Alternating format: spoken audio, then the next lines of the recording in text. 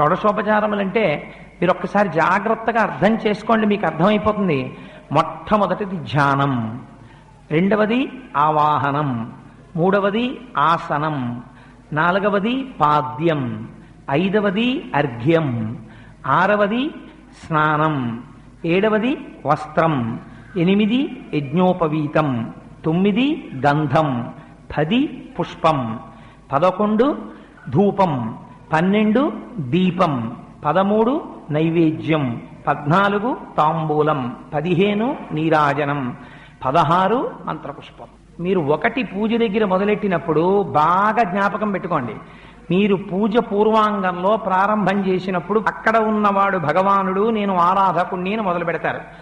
16వ కళ దగ్గరికి వచ్చేటప్పటికి చంద్రుడు పూర్ణత్వాన్ని పొందుతాడు, పౌర్ణమి చంద్రుడు అయిపోతాడు, పూర్ణమైపోతాడు. గుండ్రటి సున్నా పూర్ణమద పూర్ణమిద